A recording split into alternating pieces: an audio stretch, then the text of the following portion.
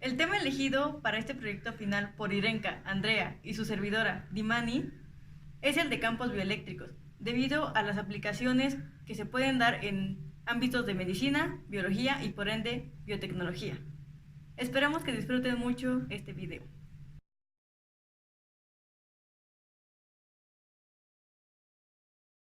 Un campo eléctrico es un campo de fuerza creado por la atracción y repulsión de cargas eléctricas, lo que genera diferencia de potencial entre puntos. Su aplicación en el tejido biológico fue iniciada por el fisiólogo alemán Émile Dubois-Reymond, quien documentó en detalle las actividades eléctricas asociadas a la excitación nerviosa, contracción muscular y heridas, llevándolo a ser uno de los fundadores de la electrofisiología moderna. Los campos eléctricos endógenos se encuentran de manera natural en los organismos vivos y son encargados de controlar procesos de crecimiento y comportamientos celulares. La cicatrización es un gran ejemplo de uno de estos procesos. La cicatrización de heridas en piel es un proceso de alta complejidad orientado a recuperar la integridad del tejido, permitiendo su regeneración y restaurando sus funciones. Los campos bioeléctricos que influyen en procesos de cicatrización son tanto endógenos como exógenos. La piel es una membrana fibroelástica considerada la envoltura viva del cuerpo. Es un órgano que desempeña una gran gama de funciones que incluyen la protección frente a agresiones externas, la termorregulación, la absorción de radiaciones ultravioleta y la producción de vitamina D. La piel también se caracteriza por ser una batería eléctrica que produce una corriente endógena, capaz de emitir señales bioeléctricas que generan potenciales, los cuales tienen la facultad de estimular la activación de grupos celulares para la continua remodelación del tejido. Las células están delimitadas por una bicapa lipídica, que es una delgada membrana polar formada por dos capas de moléculas de lípidos. Esta separa el medio interno del medio externo, que es drásticamente diferente. Aunque la concentración global de iones es similar en ambas partes de la bicapa, la concentración de cada ion es diferente. La electrodifusión de los iones a través de los gradientes electroquímicos genera una separación de carga a través de la membrana que da lugar a un potencial transmembranal que es del orden de menos 70 milivolts. Como esta región es extremadamente fina, 2 nanómetros, el potencial de membrana se convierte en un intenso campo eléctrico del orden de los 1000 volts sobre centímetro. El potencial transmembranal permite a las células transportar moléculas alrededor de la membrana, señalizar los eventos ocurridos en la superficie o fuera del medio y evitar señales a larga distancia. Los gradientes iónicos desaparecerían rápidamente si no fuera por las bombas iónicas activas de ATP que las mantiene. Este potencial está generado de forma activa dependiendo de una bomba continua y un sistema de transporte de iones, como la bomba sodio-potasio o los canales de entrada de calcio, en el cual actúan diversos mecanismos de transferencia. Dentro de las modalidades físicas, una de las más empleadas para el manejo de este tipo de lesiones ha sido la electroestimulación. Las células de la herida se encargan de mantener el flujo de iones que permanecerá activo hasta el cierre de la lesión, gracias a una distribución homogénea de los canales de sodio, potasio y cloro. Estos campos eléctricos, como se mencionó anteriormente, son la primera señal que se genera y de inicio al proceso de cicatrización, activando la migración de los queratinocitos, que son células predominantes en la epidermis, que contienen una proteína, que es la queratina, que estimula el crecimiento de las células epiteliales de la piel, entre otras. La epidermis tiene normalmente una alta resistencia eléctrica debido a la espesa capa de células muertas que generan una gruesa membrana de queratina, que es la proteína que constituye la parte fundamental de las capas más externas de la epidermis. Como se mencionó anteriormente, el potencial eléctrico en los sistemas biológicos se origina como una consecuencia de los gradientes de concentración de iones a través de las membranas que rodean las células del organismo. El comportamiento de la membrana es de tipo ventana, de tal forma que deja pasar algunos iones fácilmente, pero ofrece mucha más resistencia a otras especies. Esto crea una diferencia en la concentración de iones a cada lado de la membrana, generando una diferencia de potencial que en un momento dado llega a un punto de equilibrio. Esa diferencia de potencial es conocida como el potencial transpitelial.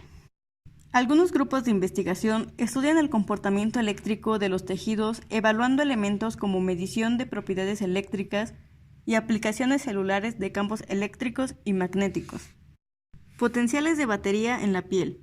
De sus estudios concluyeron que la variación anatómica del potencial de batería de la piel es una compleja combinación de factores entre los que se incluye la concentración de glándulas sudoríparas y la densidad de los vellos. En humanos, los voltajes de batería de la piel son del orden de 10 a 60 milivolts, dependiendo de la región de medida, usualmente a través del cuero cabelludo o a través de varias regiones en la piel. El proceso de cicatrización activado a partir del daño producido se describe, por lo general, como una sucesión de eventos independientes. En esencia, se puede entender como un conjunto de 4 fases solapadas e interconectadas y dependientes de la activación y de la acción celular que estimulan el crecimiento, reparación y remodelación del tejido, lo que permite el restablecimiento de las características físicas, mecánicas y eléctricas que favorecen las condiciones normales del tejido. El proceso de cicatrización consiste en 4 etapas. La primera es la coagulación.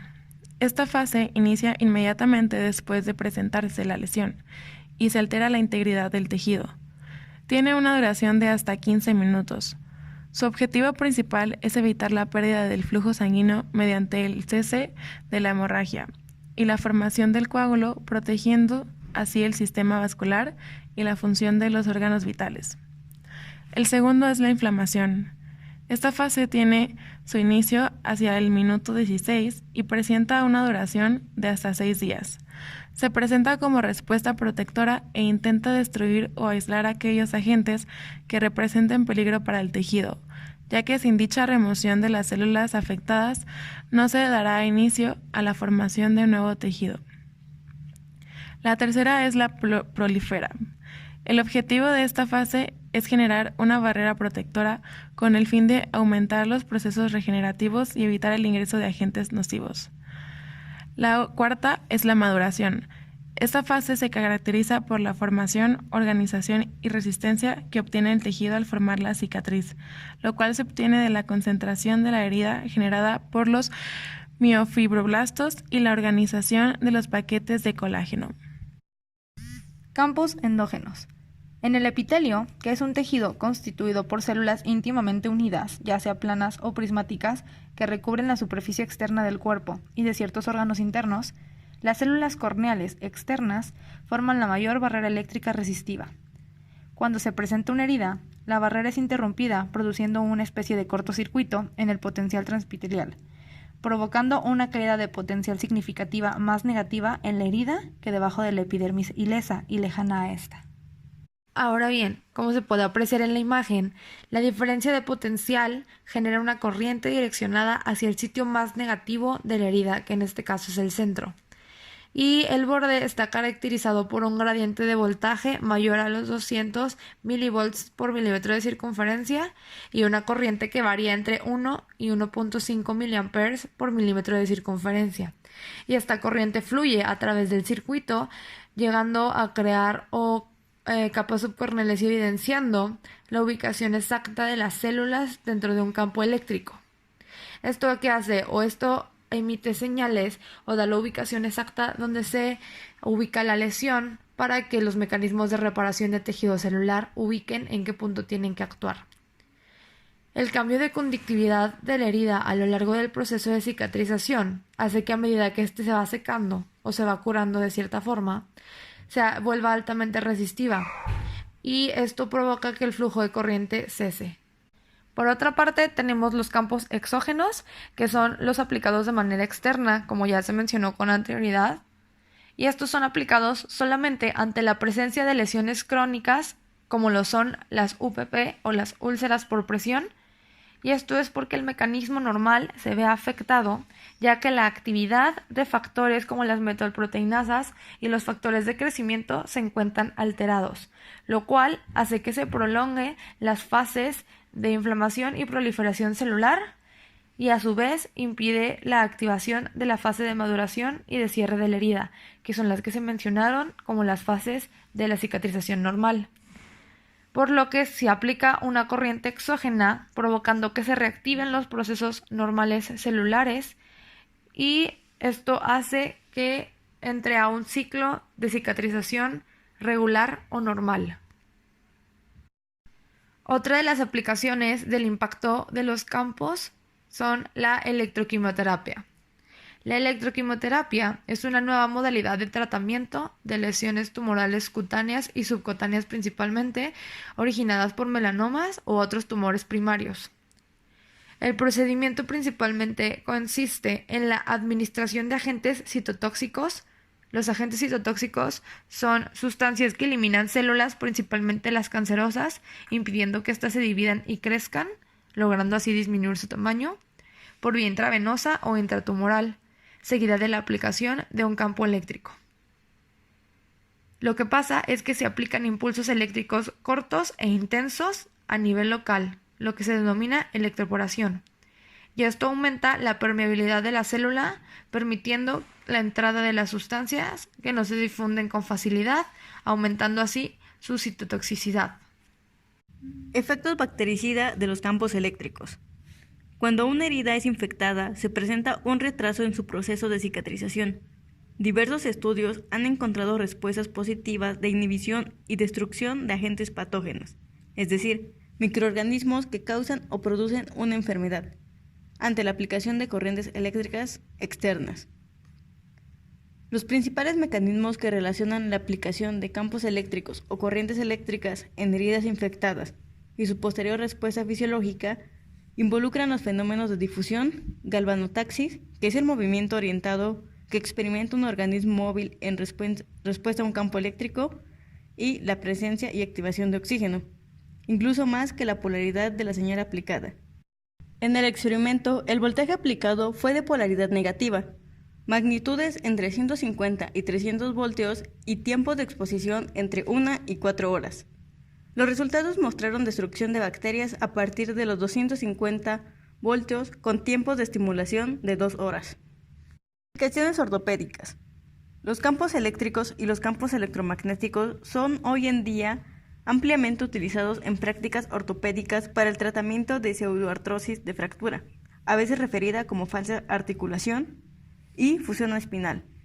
Algunos estudios sugieren que los campos eléctricos de aplicación estática y pulsante pueden ser utilizados para guiar la biosíntesis, provocar la migración de células de fibroblastos, modificar su expresión génica y acelerar la cicatrización de heridas.